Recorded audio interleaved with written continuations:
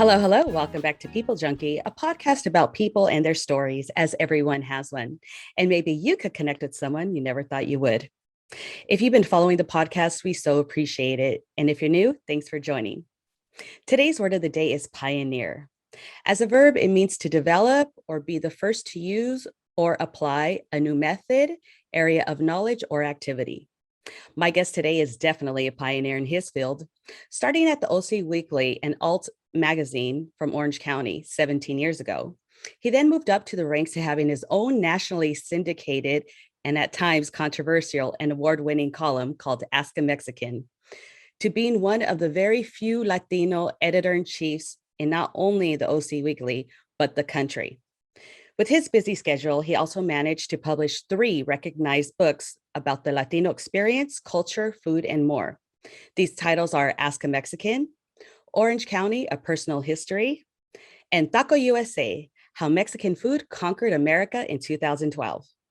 After leaving the OC Weekly in 2007, he moved on to be a contributing writer to the Los Angeles Times, and now he has his own column and podcast there, where he continues to shed light on the Latino community. Without further ado, I bring you Gustavo Arellano.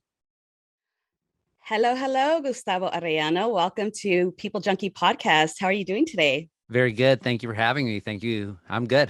Always good. You have to be good. Awesome. You know, I really wanted you on People Junkie because you definitely have a fascinating story, and we're going to jump right into it. Talk a little bit about your background and growing up in Orange County as a Latino / Chicano.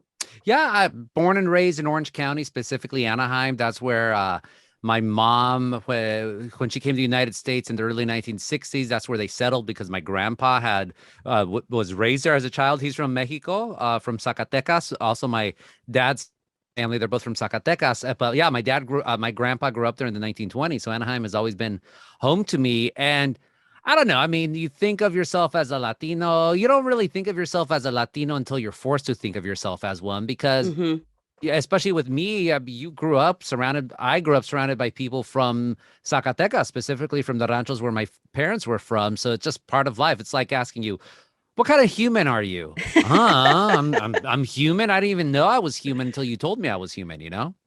Yeah, definitely. And something I really like about you and what I've learned about you is you really talk about the world of Latinos, but especially Chicanos. Can you talk a little bit more about what the word Chicano means to you?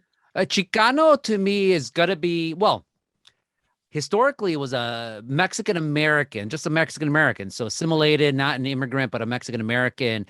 And during the Chicano movement in the 1960s, it assumed a political ideology, a political mentality of caring about your community, of really trying to push for Mexican Americans specifically, and knowing, and especially knowing about your history, knowing who you are, and trying to support, your community in whatever way. But it's interesting because you'll have a lot of people who are not Mexican American, not a lot, but you'll have people who are not Mexican American, but who subscribe to that ideology, like Culture Clash, the legendary Chicano comedy troupe. 2 of the members are Salvadoran, and they'll still call themselves Chicano because for them, they buy into that ideology. Again, a politicized leftist ideology, but it's all about community empowerment. It's all about knowing your history. It's all about really having this connection to the arts in a way that other identities or, other groups will not have. And so it's a special idea. It's a special, not ideology, but a special grouping, if you will, label that you have to to learn how to become a Chicano. I would argue you're not just born a Chicano. Very few people are born Chicanos. You have to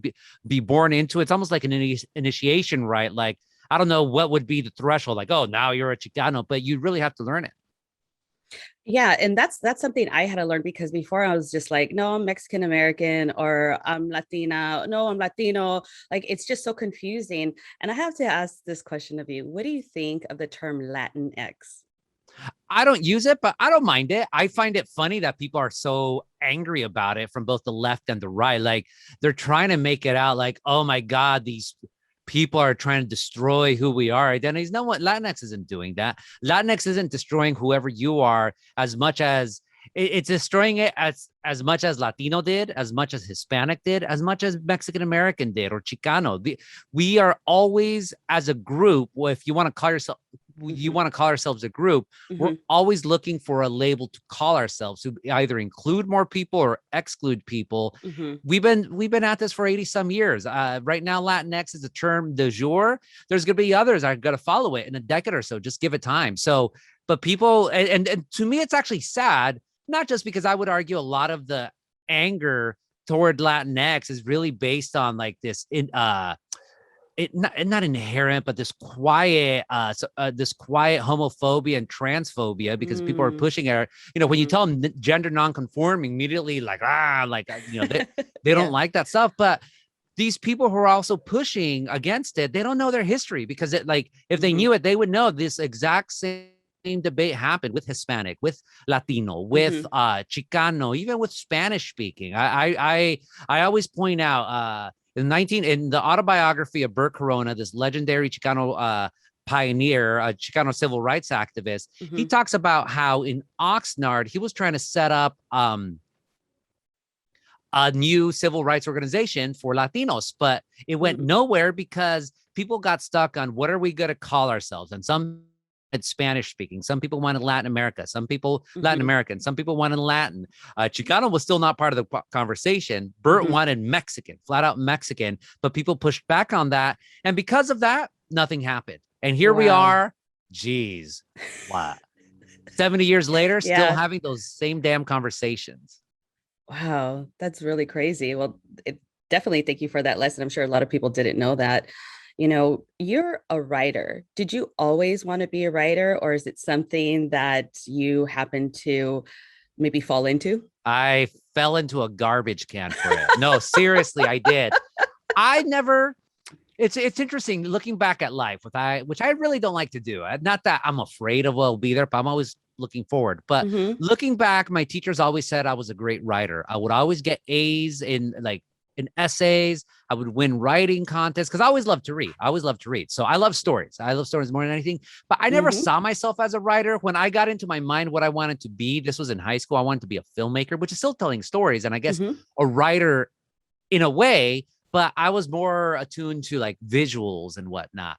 So I went to college for that. I went to Orange Coast College in Costa Mesa, where I teach now. It's a community college. Went for film, then went to Chapman University, which is also in Orange County, and went for film studies specifically.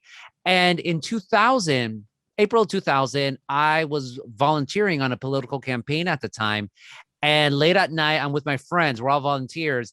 And I go to the garbage can to throw something away. There I see a copy of a newspaper called OC Weekly, which I'd never heard of before. And I picked it up and I thought it was funny. I thought it was great. It was that particular issue was a satirical issue. So I decided to write a letter to the editor to just tell them like, oh, this is crazy or whatnot. And to make a very long story short, that's how I started becoming a reporter.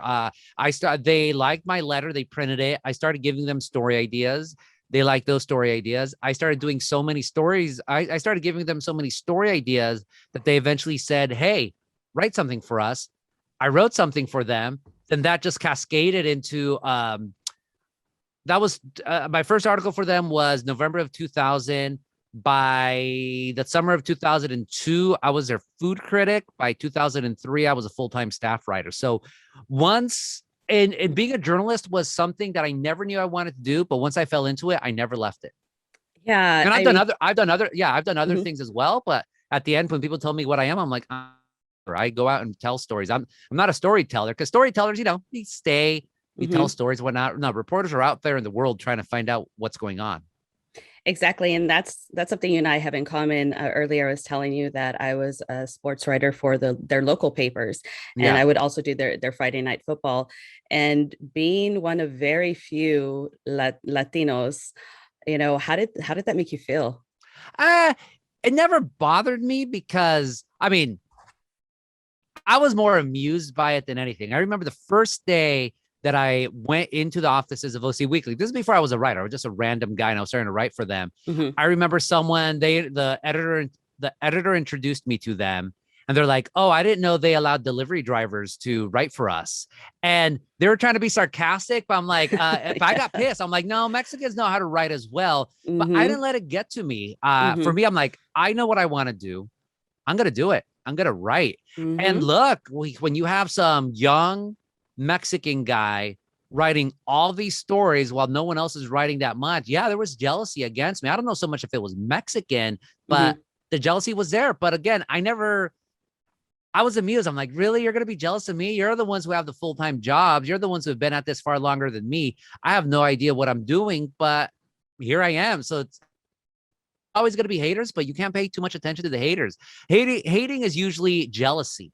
Jealousy of who you are one way or another, and they want to eradicate you. So I'm like, you're not going to be able to eradicate me because I'm going to be so far ahead of wherever, like, it's like with a hammer, like when you try to go for me with a big old mallet, I'm not there anymore. I'm all the way ahead, like so far away that you had your one shot and you didn't take it. Bye. Or you're the one holding the Thor hammer, right? The Mexican Thor. Molnar or whatever. You see, for me, though, it's never been about destroying, at least writers. I mean, bad people, yes, but I've never cared about my competition. I know what they're doing. I am always aware of who's trying to get me with the dagger or whatnot, but I'm like, nah, if you're good, you're good. I'm not going to hate you for that. But if you suck, it's going to catch up to you one day. It's going to catch up to you one day, and it's going to be all you. I frankly find it more satisfying to see someone I don't like ruin themselves than me ruining them, which I easily can do. But it's like, nah, it was in you, and you messed up, and there you go. And besides, I'm all the way over here doing something else, and you're going to be angry at me forever. And hey, it's all good. And that one thing you were doing was definitely climbing up the ladder. And what really got you on the map with a lot of people was your syndicated column, Ask a Mexican. Talk about how you stumbled into that. Yeah, that was an idea that the editor of the OC Weekly at the time, his name was Will Swaim. He gave it to me. One day he comes to me all excited and he's like, "Oh, I saw a billboard of this like Mexican DJ wearing a Viking helmet with long hair. It's all weird. And I think his name's Piolín. Have you ever heard of Piolín before?" I'm like, Piolín. His name's El Piolín, exactly. And I'm sure your audience will know who El Piolín is, so I'm not gonna get into that. But I told him, you should know who El Piolín is because you're the editor of this big newspaper in Orange County. And El Piolín, when he first came to the US, he ended up in Santana. And you're pretty stupid for not knowing who he is. And Will could have been very upset at me or even fired me. But he's like, you know what? There's a lot of people who have questions about Mexicans, but they're too afraid to ask. So why don't we do an advice column about Mexicans called Ask a Mexican, and people send you questions in and you answer them. And I wasn't interested just because I thought it was like, no one's going to care about the idea. As a reporter, you want people to read. You want people to like, whether they hate you or like you don't care. You just want them to read. And I don't think people would care about it, but we needed to, ¿cómo se dice? We had to fill in space that week because we know, an article fell through. So I just wrote it really quickly and it just took off. I guess I knew it was going to take off because whenever you talk about Mexicans, especially in Orange County, people get pissed one way or another. And so that I was not surprised by that. But what I was surprised by was people saying, "Hey, I have a question about Mexicans. Why don't Mexicans do this, this, and that?" And that's what I did not expect. And so I go to Will, I'm like, "Hey, like people have questions about Mexicans. What should I do?" He's like, "Well, let's answer them until there's no more questions to be answered." Well, that was all November of 2004. The column ended in 2017. So 13 years of Ask a Mexican. There were so many other questions that I never got to. Wow. And yeah, no, it became a thing. I never say it became popular. I like to say it became notorious because people either really liked it or people either really hated it. And hey, but the point is people read it. People read it. And that's what mattered to me at the end. Well, I mean, can you talk about some of the offensive questions? Because I'm sure some stay in your mind, right? Oh, well, and how did you deal with that?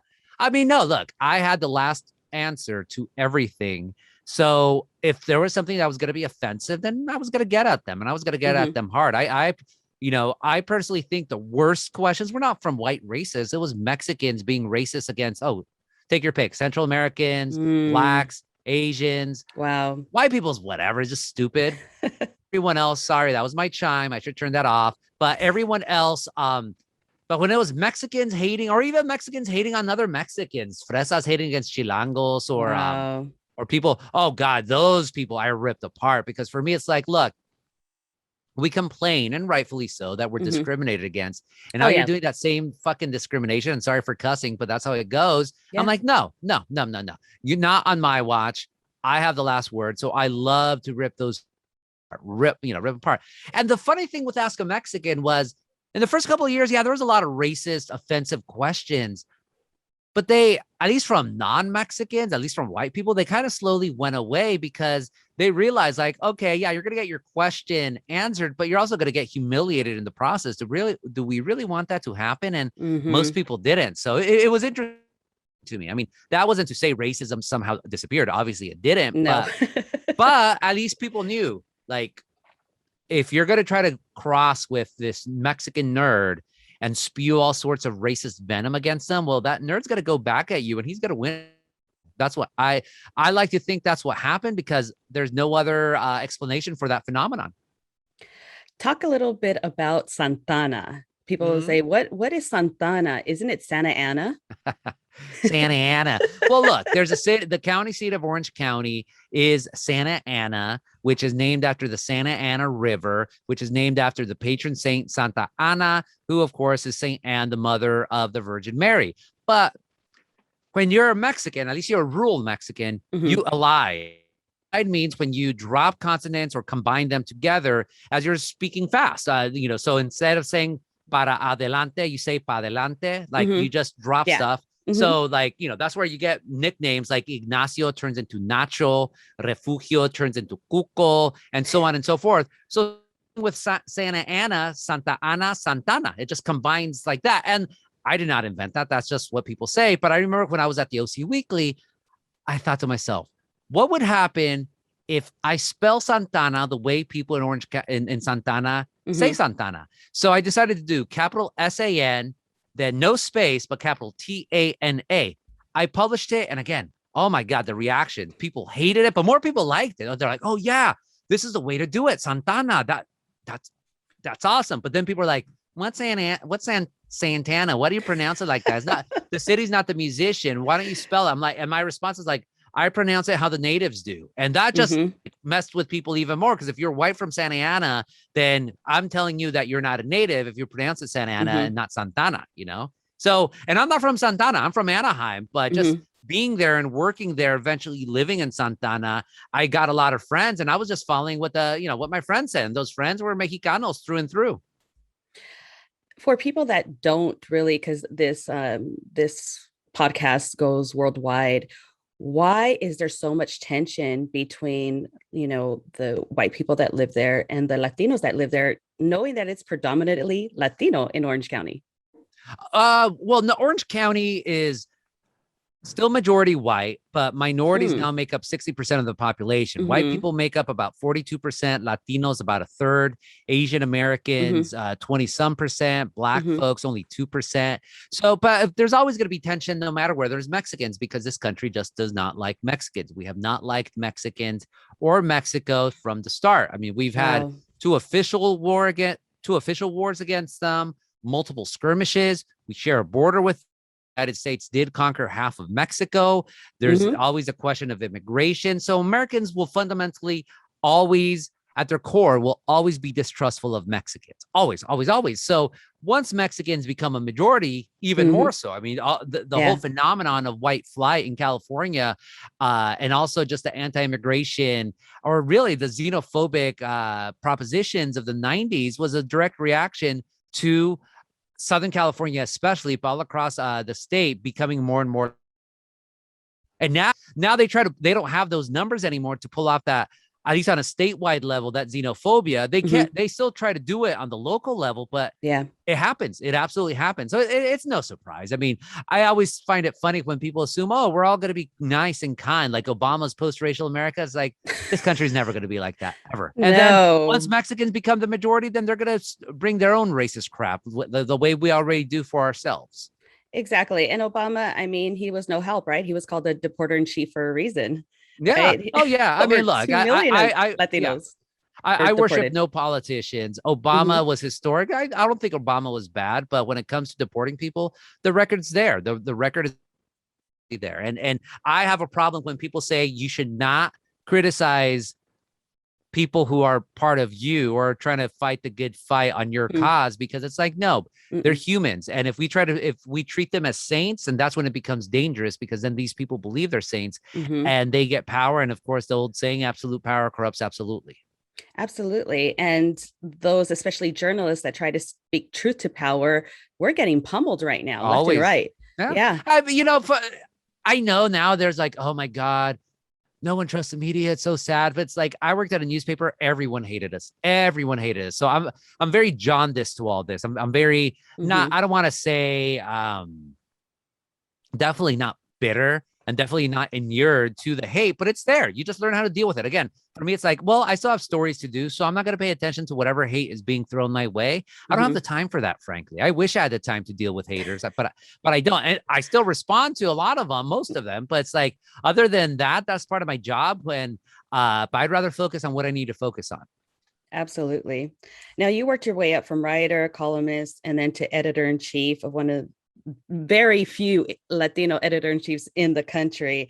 How did you feel about that? And that was actually for the OC Weekly before you left in 2017. And we'll talk about that a little later. I loved being editor. Are you kidding me? Being the boss of my hometown paper, that was a dream, especially, in Orange County. And not only that, I was able to make the paper into a reflection of what I wanted Orange County to be. So when I joined OC Weekly, I was the only writer of color right up until 2006, which is insane, which is absolutely insane in Orange County. When I left OC Weekly in 2017, we were 50% writers of color, then 50% white, which is unheard of. It is unheard of for, ¿cómo se dice? Not a mainstream publication, but a general interest publication anywhere in the United States. It is absolutely unheard of to have something like that. And so, no, sorry, I have to respond to my wife. So, but hey, this makes it a live podcast, right? Yeah, absolutely. But it was an honor. It was an honor, and I never thought I would leave, but I ended up leaving because my boss, the owner of the OC Weekly, wanted me to lay off half the staff, and I refused. So I was able to save the jobs of my colleagues. I was able to save the job of my colleagues by doing that. And it sucks. Very few people can say I had my dream job. Even fewer people say I got my dream job. Then I voluntarily left it, because I could have stayed there and just laid off half the staff. I'm like, I'm not going to do that. That takes a lot of guts to do that. And I'm sure they're still appreciating it till this day. And I mean, you continued and you move forward, but I want to hear this. What made you go on the Tom Lica show? This guy was notorious. He was a womanizer. Yeah. He was like, I mean, but the thing is, I used to listen to him all the time, the audio every single day. Yeah. So talk about how that happened. I will appear on anyone's show, honestly. Like, if you invite me, I'll do it. And people say, like, oh, I'm like, no, I'm not. Look, if someone's interested in talking to me, someone's interested in giving me a platform on whatever their platform is. And I don't know who's listening out there. I could go on a podcast with 10 people, but how about if they're the 10 most important people in the world? And I don't know that. So look, I used to be up and coming writer as well, especially for people who are just starting off with podcasts. Or people who have had something for a long time, but just haven't broken out into into big numbers. I've been there. So I'm always going to give time for that. So with Tom Likas, I remember he had me on, this is like 2006. And I'm sure he wanted to rip me apart or do God knows what, but they had me on for Ask a Mexican. And I just blew everyone away because, again, no me dejo. I do not allow myself to be trampled over. So I gave as good as I got, as good as I gave. The listeners called in and they were just dumbfounded by like, oh man, everyone thinks I'm like just some nerd. Like, and I am a nerd, but hey, this nerd knows how to punch. This nerd. Yeah, you do. I've gone after white supremacists. I've gone after horrible people. And here I am. So afterwards, they're like, oh my God, you were awesome. Do you want to do Ask a Mexican live every month? And I did that until Tom Likas was no longer on the air. Then he had his own online streaming platform. So I did that for a while as well. And look, Tom, I didn't agree with Tom on everything, not even close. But in terms of entertaining radio and a smart audience who always brought it, that was a perfect home for me. And I was glad to be able to be on there. I still consider Tom a friend. I still appear on his podcast every once in a while. And he's just a great radio showman. Like, you don't have to like certain people. Like, for instance, like Rush Limbaugh, I thought he was boring. He was just way too theatrical, but somebody like I'm trying to think, even someone like Alex Glenn Jones. Beck or something. Yeah, like that? Glenn Beck was actually very entertaining. He was a very entertaining, and I actually appeared on his radio show once, and they said they were going to on again, but they never did. I think they found out who I was afterwards. But Glenn Beck was very entertaining. Alex Jones is a complete lunatic. Oh my gosh. But he was he's very entertaining as well. So I'll go on anyone's talk show, but to go on more often than not, there has to be some entertainment for me, or I have to get something out of it, How do you feel about people who talk about those on the left going on shows like Tucker Carlson and stuff like that? Would you go on that show? I was on Tucker Carlson's show when he was still wearing bow ties. So before, it's like I think he lost it once he stopped wearing those bow ties. Frankly, I'd go on. Of course, I'd go on. Oh, you shouldn't give him light of day. No. Again, for me, it's always going to be reach one person. If you could reach one person and convince them toward what you believe in, that's a victory. And I've seen this happen. I was on Hannity's show once. I've been on Fox News a couple of times. If again, I doubt they'll ever invite me again, because I have some notoriety. You do. Yeah, but I would do it left, right, center, whatever. Again, for me, this is what I tell people, that I have to be able to do it in the sense that I can't have any conflicts. As long as they're not a time conflict, I'll do it. Absolutely. Well, for those just joining us right now, we so appreciate having Gustavo Arellano. It's okay. And if you haven't heard of him, you have to hear of him now. He was the former editor-in-chief of the OC Weekly. He was there for 15 years before he left in 2017. And now he has his own column and podcast at the Los Angeles Times. So Gustavo, again, thanks for being on People Junkie and taking the time to not only discuss matters as to what's going on in politics today, but the Latino and Chicana culture, but also talking a little bit about you.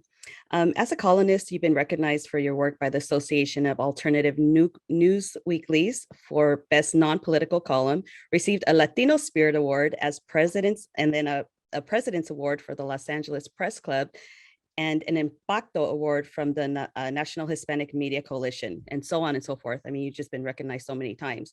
How does it feel to be recognized for your body of work? It's nice. It doesn't mean much to me. I keep mementos of everything. So I do have my awards. I have like one hanging there, some on the ground or whatnot. But honestly, I mean, it's cool, I guess.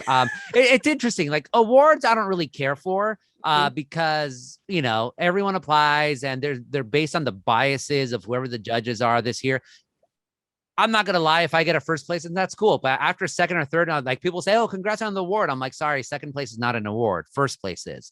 But then when it comes to recognition, that's a little bit different. That's cool. So when the Latino Legislative Caucus recognized me, I'm like, oh, that's very nice of them. I was with like Jim Plunkett, people far, far, far better and greater than me. But nothing will ever top me getting inducted into the Orange Coast College Hall of Fame. That one really meant a lot to me because that's awesome. I got into Orange Coast College. I was not the best high school student. At OCC, I was able to transform my life around and to be recognized for my life through the Hall of Fame. I'm talking about when I was like 35 years old, so way, way younger. I'm like, they give the Hall of Fame award to old people. I am not. I'm not old just yet, but I guess after this, I could do whatever I want because, again, usually they give Hall of Fame awards to retirees, and I'm not retired, not even close. So that one really meant a lot. I don't think there could be any other award I could ever possibly get that would be better than that one. Like Pulitzer, that'd be cool, but no. MacArthur Genius, yeah, right. But again, even something like that, like no. I mean because that was so personal to me. That was so important to me. I remember when they told me, I just could not believe it. I'm like, whoa, that is really cool. And I'm really touched, No, I didn't even know that. So congratulations on that. That's awesome. I mean, did you receive an award? Do you have it up somewhere? They gave me a medal. And where do I think the medal's right. Is it there? For those who are listening on Spotify, he's looking for it right now. Oh, you know where it is? I wonder if it's right here. Hold on. This one? For those Here it is. Here listening, it is. Okay, oh, I can't pull it out from here, that but it is says right there, awesome. Orange Coast College. You could tell because it's orange Mhm. and blue. Those are the colors of it. But yeah, no, it honestly means a lot because I have it right there hanging. Oh, that's awesome. Well, thank you so much for sharing that. Yeah, yeah, yeah. Now, getting back to LC Weekly, during the time there, you also had time to write 3 books: Ask a Mexican, which was a column turned into a book, Taco USA, How Mexican Food Conquered America, and also Orange County, a personal story. So, why and how did you decide to write those books during that time? Yeah, Ask a Mexican. It was a compilation of some columns from that time. That one came out in 2007, half compilation, half new questions just for the book. And I got a book deal, so that's why I wrote that one. Orange County, a personal history, because I wanted to tell the history of Orange County, California, at a time where it was starting to get recognized nationally, mostly for the reality TV shows, but for other Mm-hmm. things as well. And also tell the story of my family because I thought this was during the 2000. That one came out in 2008, so it was Okay. right after the amnesty marches of 2006. And again, there's Mm, always this question: are Mexicans ever going to assimilate into the United States? And I use the story of my family to be able to tell yes and then some. And then same thing with Taco USA. My agent was the one who gave me the idea for that book. I never try to write things that people have already done. mhm. And I realized, because I like challenges, I realized that no one had ever done a full scale history of Mexican food in the United States. Able to Really? do that. Oh no, there had been little chapters here and there, and there had Mhm, been some memoirs, but nothing telling the whole story holistically. And so I mm. was very proud to do that. That one came out in 2012. Ask a Mexican was a bestseller. Orange County was a flop. Taco USA sold well, but it's been selling ever since because Mexican food keeps getting more and more popular, but the Mhm. study of Mexican food definitely is getting more popular. Now, do they have that in schools anywhere? Because I think that's something I would love to study. Um,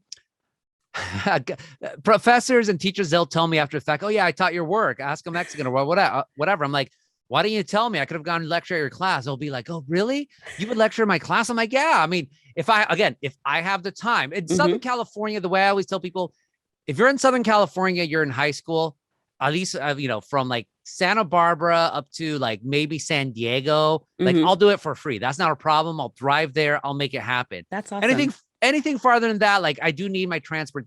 I do need to get my time covered. But Mhm, in terms of a stipend, this is just for K through 12. Like I won't really accept a stipend. Just like just get me over there because I get it. Public mhm. schools, it's tough. When it comes to colleges, it's a little bit different. When it's to private companies, like give me the money. Cha-ching. Cha-ching, cha-ching, cha-ching. And I don't charge that much, but at the same time, give me the money. Absolutely. Now, again, Orange County personal story. Can you go a bit more into that story for people that haven't read it? Because I mean, your parents, how you talk about them, and I feel it will resonate with more people than you think. Yeah, no. So it's a half history of Orange County, how Orange County influenced the rest of the United States. And I Hmm. get into it in different chapters, everything from history to pop culture to anti-immigration laws Hmm. to agriculture to politics, a whole bunch of stuff. And then the other half is a memoir of my family's 4 generations here in Anaheim. So Hmm. starts off with my maternal grandfather, mi papa he, came to this country as a child, stayed here until his early 20s, and went back to Mexico, married my grandmother. Then they come in the 1960s. My Hmm. mom's here since the early 1960s, dropped out of school in ninth grade to pick strawberries. Wow. Eventually meets my dad. They're from one village apart from each other. Hmm. My dad came to this country in the trunk of a Chevy in 1969, ends up getting married to my mom. Obviously, I'm the oldest of 4. When I entered kindergarten, the only language I spoke was Spanish. And here we are doing this whole interview in like 7% English, a little bit of Spanish here and there. Hmm. So just telling both of those, I think they're both very important stories. And then there's like little thought bubbles, little asides, because I viewed Hmm. Orange County, a personal history. It could also be a travel guide in a sense to Orange County. So if people Yeah. did come to Orange County, people want to know Hmm. more about Orange County, here's like, okay, here's a blurb for every city. Here's a Hmm. restaurant for every city. And then here's little things like, the difference in significance between the 949 area code and 714. The freeways, what are the significances of the freeways? Hmm. nicknames here and there. So just, I had a blast doing it. I was not surprised that it didn't sell, but hey, that's how it is. But more importantly for me, the reason why I did that book was because I knew people would want to study Orange County more. So they were going to try to find history books about Orange County.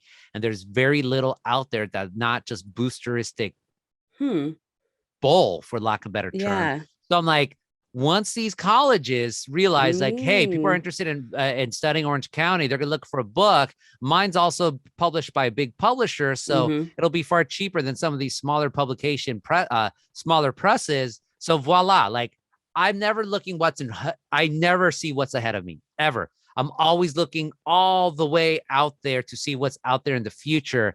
And for me, I'm like, I'm going to have the opportunity to influence an entire generation of college students in Orange County about the history of Orange County and what's important about Orange County. And here we are. Forward thinking, man. Seriously. I'm always, that's the only thing I have. I joke on Twitter sometimes that I'm a prophet, but I do try to have that mentality of a prophet. And what does a prophet do? A prophet merely tells you what's here and what's ahead of you. I'm not saying I know the future, but I can see the future. I could very much see the future. And so I want to be prepared for that. In your case, you made your future. Yeah. Well, it's not so much making my future. I mean, I could have been wrong. And people never cared about Orange County, but I knew what was going to happen. So I prepared accordingly. Well, there you go. When you left the OC Weekly, what did you think you would do? I was going to continue to write. I knew that. I just didn't know in what capacity or where. So I decided to just start freelancing as much as possible. I got some job opportunities, but they didn't really appeal to me. And I just wrote my way into the LA Times. I mean, literally my editor now, Hector Becerra, when I was about to leave OC Weekly, I told them like, hey, because they had been trying to recruit me for years. So I'm like, is there any possibility there might be a job for me? Because they weren't hiring at the time. They're like, well, we're not hiring. It sucks. But like, we'll see what happens. They got a new owner. More importantly, I just wrote so many stories that they're like, gosh, you're just beating us like crazy. Right for us. I'm like, well, hire me. And in December of 2018, they hired me. Wow. Again, you're making your own opportunities. And that's something that I feel that's one of the reasons why I started People Junkie. And then I have another outlet called Long Beach Life, because I'm like, hey, if you're not going to hire me, I'm going to hire myself. Yeah. Or you're going to want to hire me because of what I'm doing. Yeah, I guess. I mean, my wife gets mad at me because every year she says, what are your goals going to be this year? Oh, and I'm like, I don't have any goals. And then she gets mad. She's like, you should always have a goal. I'm like, no, I don't have goals. Like, I'm not going to be like, oh, by this and that, I want to do this. For me, it's like, no, one day at a time, un día a la vez. But that said, I'm going to work. And the only goal I have for myself is to attain the lifestyle that I have, which is like, look, I like to go out to eat. I like to read, and I like my job, and I like my family. So what can I do to make all four of those things just continue to be healthy, continue to be vibrant? Whatever needs to be done for that, I'm going to do. And for me, it's telling great stories and hosting great podcasts. Absolutely. Talk a little bit about the podcast that you host right now. It's a daily podcast. So like New York Times has their podcast, The Daily, of course. Oh, yeah. Ours is called The Times Daily News from the LA Times, but it's basically a daily news podcast, except we center the West Coast. And if you're in the West Coast, you're not looking towards Europe. You're not looking towards New York. You're looking towards Latin America and Asia for, what's going on in the world. And of course, the American West. So we do tell stories from across the United States and the world, but that's the vantage point that we have. So of course, we're going to tell a couple more California stories and Western stories than we will stories of other people. Yeah. Yeah, definitely. And just 20-minute, around 20-minute 20-minute show. I interview people. Simple. So how do you get your guest? Oh, well, we think of a story idea, and this is a daily news podcast. So we're not really doing celebrities. We're not doing people who are like going to be hard to get. Frankly, I don't really care about celebrities. They bore me because everyone else is going after them. I try to tell the stories of who's going to be next. So sometimes I'll get the invitation. Most of the time, my producers, once we figure out who we want to interview or what the show is going to be about and what's the best way into it, that's when we figure out who the guests are. Then we just reach out to them. There you go. Right. Easy Yeah. peasy. Sometimes Yeah. it can be, especially when you have the Los Angeles Times Oh, backing sure. you up, No, but right? when it was like if when it was OC Weekly, it was hard to. I mean, we didn't have a well, we did have a podcast, but people wouldn't return our calls. With LA Times, they return them much, much faster. Hmm. That definitely helps us. But sometimes people just don't want to talk. So it's like, all right, fine. We'll go find someone who does want to talk. Yeah, that's exactly what I do next. I mean, what's the worst someone's going to say no? Okay, Yeah. then Yeah. pivot, turn, open another door, and see who you can get. Right. There's only three. I always tell this to my students because I teach journalism at Orange Coast College. When you ask someone for an interview, or even like for a job opportunity or whatever, Hmm. there's only three possibilities. They don't respond, which sucks, and frankly they Hmm. should have a response because that's kind of jerkish. They Hmm. say no, and hey, people say no all the time. Hmm. Or they say yes, and yes is actually the most terrifying opportunity, but the outcome, the most terrifying outcome, but that's also the outcome that you want. So what's Yeah. the worst that can happen? You get what you want. Okay, wow. Like that's it. That's literally it. But we put so many roadblocks and we fear so much no or rejection that too Hmm. many of us get paralyzed by that Yeah. fear and then just go nowhere. Well, what's the acronym of fear? False expectations appearing real, right? Oh, damn. I didn't know that one. That's a good one. False expectations Appearing appearing real. real. Damn, that's some deep track stuff there. Yeah. Wow. I taught Gustavo something today. Oh, I'm learning all the time. If I'm not learning, then I'm stupid, frankly, and arrogant. And I pretend, or at least I like to think I'm neither of them. Yeah, and I like to say, as a writer myself, I have a lot of quotes, and one of them is, "If you're not living, then you're dying every single day, and you're not learning." And that's something that's extremely important, especially in this time. I mean, how did COVID affect you in any which way? Well, it affected my wife's store more than anything. She runs a market in deli in Santana, and so obviously business got impacted Mm, greatly to the mm-hmm, point where I had to help out, even though I mm-hmm, still had my full time job at the Times. But look, the news never stopped for us. If anything, we worked more than ever before. mm-hmm. Our bosses gave us the option of working only from home. I chose not to do that because for me, you have to go to where the news is. As far as I could tell, I never got COVID. I always took the precautions, a Mm-hmm. mask, a hand sanitizer, still do to this day. Mm-hmm. I don't take it for granted what the disease could. Obviously, I got my two vaccines, and everyone in my life, personal life, got them as well. Mm-hmm. I convinced some people, not a lot of people, for the most part, we had it. But yeah, just seeing all this devastation and all this misery and just all the tumult of the past almost 2 years at this point, and we're Mm-hmm. still not anywhere near over that. So just a lot of journalism, more journalism than frankly more big stories that I've ever had to deal with in my life. So I like to think I rose to the occasion because I'm still employed by the Times, and Mm-hmm. here I am. Yeah, and that's something that's big to still be employed, right? Because Oh so yeah, many of us, I know I lost my corporate job that was helping, keep my production company afloat. And the way I feel that we've been treated has just been horrible by yeah. this government.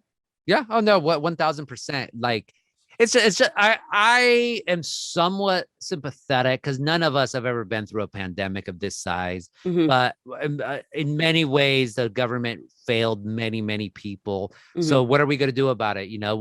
What can we do? Hmm. I do not like to. I know there's a lot being bitter and being just angry and feeling despondent is the easiest win. It's also the most human feelings to have, but Hmm. I've never been that. For me, it's like, all right, life sucks. What are you going to do about it? I'm going to do something about it. Hmm. Yeah, absolutely. And that definitely does make a big difference. Um, Getting back to you, not only have you written books and you have your own column and you've been editor in chief, but you also were a contributor to a short-lived cartoon called Border Town. And I am so sad that it went away. Talk a little bit about what you did with Border Town and your feelings about it going away so fast. Border Town was a show on Fox. It was by Seth MacFarlane's production company, but he had nothing to do with it. He literally showed up to the first reading, and that was about it. Wow. And he only promoted it once on Twitter, whatever with him. But yeah, it was a cartoon about life on the U.S.-Mexico border, with a Mexican family, which was a successful family, and then the white family, which was headed by a border patrol agent. So in this case, the La Migra was a complete buffoon. We started every episode with like a little Bugs Bunny segment with Coyote, who was a coyote, constantly coming into the United States and beating butt at his own game. It was funny. No one saw it. Very few people saw it. It got canceled after one season. I know you're one of like maybe 7 people who saw it, but everyone who saw it loved it. They really enjoyed it. And I was a consulting producer there, which just meant I got to read all the scripts and offer my feedback just to make sure it was as awesome as possible. I also got the chance to write the series finale. So I was able to write a screenplay, and that was an interesting trip. I was, as I said earlier in this podcast, my dream originally was to get into Hollywood. I got into Hollywood. I had a little run for like maybe 2 years. I was able to sell a screenplay to ABC about, or a show idea. They didn't buy the screenplay at the end. They never turned the screenplay into a pilot, but it was about gentrification in Boyle Heights, way before Gentefied. I was the first one. As far as I could tell, I was the first one to get a deal off of that. Wow. And then they just stopped calling me. I'm like, all right. I just went back to journalism. Media, Hollywood, television, streamers, whatever. They're very important for changing the perceptions in who we are. But I'm a reporter at heart. I like to tell stories that are going to come out in one day, not wait a full 8 months for that. That to me is just tortured, like waiting 8 months just to put out your product. No. It is true. There's a lot of waiting, and people don't really understand that. Another thing that you have, and I think it started off as a column last year, is GRITALE a Guti. And Guti is a nickname that was given to you by your tios and tias on your father's side, right? And it's on Instagram. You go on every Tuesday night. Talk a little bit about that and what gritale a Guti means to you, because it's literally translated, yell at Guti. Yeah. So that started as a column. So I have a newsletter, comes out every Saturday morning. And, I put together all the links all the stories that I've done in the past week. I include a quote of the week, story of the week, song of the week, picture of the week. And then eventually because people like me to answer their questions, I guess. So they would send me questions and I would answer it. And I thought, well, I'm not going to call it Ask a Mexican because that's over, but let me think of something else. So I forgot how I got into Gritale Guti, but Gritale Guti, literally, gritar is to yell. So gritale is yell at him. So it's like yell at Guti. Yeah. But for me, it's more like, hey, Guti, I have something for you. So gritale, like get his attention, throw something at him. Then during the pandemic, because I do a lot of public speaking, and as a public speaker, you have to keep up with it. Like if you don't want to be gone for months and then get at it. So at that point, I'm like, oh, this is not going to last for a long time. So it also happened because I'm not very technically proficient or literate. So I think one day I just I didn't know about stories until like 3 years ago or even less on Instagram. Yeah, I hear you. So I'm like, huh, what? So I think one time I'm like, what's live? So I put it on and I started noticing people leaving comments. I'm like, oh, this is cool. Like, you know what? I'm just going to try to do it one night. And then one night turned to another night. And now it's just a tradition. I've been doing it now. I started May of last year. So here we are, like almost a year and a half of Gritale Guti. I don't see it ever ending. Instagram would have to end or I would have to end, but it's fun. Like there's rituals, there's like regulars, there's all sorts of stuff. And at the end, it has to be fun for me. So like Tuesday night, 9:45, what else am I going to do that? I mean, I could be working, I guess, but it's fun. People, I have a blast doing it. Yeah, in a way it is working. I mean, it's super in your face, live, and talk about some of the rules if people are going to join, because, I'm going to ask you for your social handles. And one of the rules is really funny. Well, it's not even rules. I call them traditions. It's random stuff. So I go on the first tradition, I call it the roll call, where I say hi to anyone who wants me to say hi to them. And so, Gritale Guti, I just answer people's questions live on social media every Tuesday night at 9:45 Pacific. So we start off with that. Then I lay out the ground rules. Number one not ask questions in the comment section. You have to ask in the thought bubble, and you can only ask one question per session. If you violate any of those rules and I catch you, I will call you out, and then the whole Guti gang will just start like trashing you. Fuera, get out of here, blah, blah, blah. And people get offended by that. But I'm like, I don't care. It is my freaking live, and that's that. There used to be something called where I had to reach a minimum amount of viewers, or if not, I would end after 20 minutes. But that's long gone, because I also tell people, if you give me enough badges, and I don't say how much is, you'd have to be a real one, like a real G, to know what the number is, but it's tiny. It's nothing. So it gets past every single GRITALE Guti. And then like you basically buy me for the full lot. And then there's always like a drink of the week. It's not always alcoholic, but like most of the times it is. So do that. And then if I think of, because I have a lot of books around me. So if there's a book that I think, oh, this would illustrate my point, you have to take a shot. That was created by, my viewers, by my followers. So it's like you start yelling, shot. I've seen it. No, I know, but your audience hasn't seen it, so that's why I'm explaining. Yeah, absolutely, exactly. and just random, like if there's ever a glitch, because my freaking internet can be unstable sometimes. That's when you say, light it up. So because not everyone drinks alcohol, but some people are tokers. So it's like, for those of you who are into marijuana, light it up. And so they, and they'll do the little emoji. And then just randomly, it's not a rule, but more a tradition, to sing. Like if a song hits me, I'll start to sing, and people start doing like the mics and all that. And I'll just sing as much as possible. My wife and sisters hate it, but I don't care. Yeah, I have seen where there's requests, and sometimes you'll decline that request. Why? I don't do song requests. I do not do song requests. It has to come naturally to me. It all has to come. Like, I'm not going to say, okay, today the book that we're going to drink to is, no, it has to come naturally to me. That's part of the fun. Like, it's not scripted. It's me speaking nonstop for an hour, hour and 15 minutes usually, because we get into a bonus round. And yeah, as long as it's fun, I'll continue to do it. Oh, definitely. So right now, if you can give your social media handles where people could follow you, and if you could spell it out, because people are also listening on Spotify and soon Apple Podcasts. Sure. That's cool. Congratulations on that. Thank you. So Instagram, where you see GRITALE Guti, is Gustavo, Gustavo _Arellano, Arellano. Twitter is Gustavo Arellano, just one word, Gustavo Arellano. But honestly, the best way to follow me is subscribe to my newsletter. So if you go to gustavoarellano.org, you could subscribe to my newsletter. I only send it out once a week. And I put all my stories, podcasts, everything, media. Says, like, when this podcast comes out, I'm going to put it there on my newsletter so people could listen to it. Yeah, of course. Thank you. It's the least I could do for having me on your podcast. Yeah, that's the easiest way to follow me. Perfect. Now, I just have a few more questions. Again, thank you so much for your time. You've been super awesome. What are some of the misconceptions, if any, that people have of you? I don't know. Do people have misconceptions of me? Sure.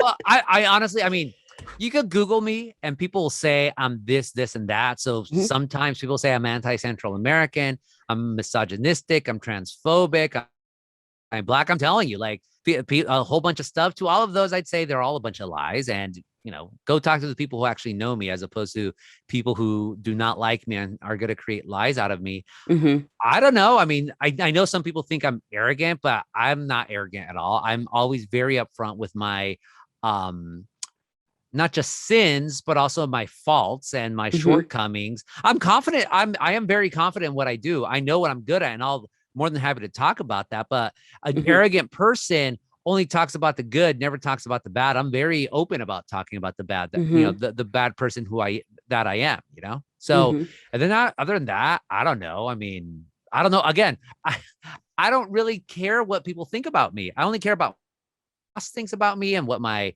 siblings and closest friends think about me. And they'll be able to tell you any shortcomings that I have, but anything else is just speculation. I mean, if people have a specific critique about me, I'd love to hear it, and then I'd love to respond. Well, they say, what's the saying? If you have haters, then you're doing something right. Exactly. Haters gonna hate. That's the other saying. So, what does the future hold for Gustavo Arellano? Who the hell knows, right? I have no goal. I mean, my immediate future, I have to record my own podcast soon. I hopefully will do Gritale Guti, but look, one day at a time, un día a la vez. I'm going to continue on the path that I am. And if there's opportunities that are there, as you pointed out, I'll take them. That's the thing I always say. I like to take opportunities. I like to, one critique that my boss says of me, you never say no. You always say yes to everything. And I guess that's a fault of mine because I should be able to relax a little bit or do. It's fun for me. If it wasn't fun for me, I would not be doing it. That's just how it is. The day it's no longer fun is the day I stop. No, I hear you on that. Again, thank you so much for being on People Junkie. And one of the main reasons why I wanted to have you is because your story is just amazing. And when people hear it, I feel that they will be able to connect with you and hopefully definitely reach out to you if they have, something good to say, right? And if they don't, that's even better. Like, as long as you have something to say, I will honestly be grateful to you. Even the people who hate me, I send them a note and I say thank you. And after that, I block them. And so I don't ever have to deal with them again. Absolutely. And the last thing I like to say is, hey, if you don't pay my bills, then I could care less what you think about me. That's hilarious. I mean, that's funny. I'll leave it at that. That's funny. All right. Thank you so much. Have a great rest of your day. And I'll see you later on tonight, maybe, right? Yeah. Gritale Guti. And thank you so much for having me on your podcast. Great questions. All right. Thank you so much. Have a good one. Take care. Okay. Adios. Well, that was the famous and infamous Gustavo Arellano giving People Junkies some time out of his busy schedule. If you haven't seen his columns yet, go to the Los Angeles Times. He also shared where you can follow him. He has a newsletter, also a podcast, and then also GRITALE Guti, which comes out around 9:45 p.m. Pacific Standard Time every Tuesday when he's able to do it. So thanks again for joining People Junkie. Make sure to check us out on all our social media platforms, like and share. And if you're watching on YouTube, please don't forget to like, subscribe, and hit that notification bell that'll let you know when the next People Junkie drops. And if you're on the go, no worries, we got you. We're on Spotify and soon on Apple Podcast. Remember, wherever you go or whatever you do, put a smile on your face. You never know whose day you'll make. Ciao for now.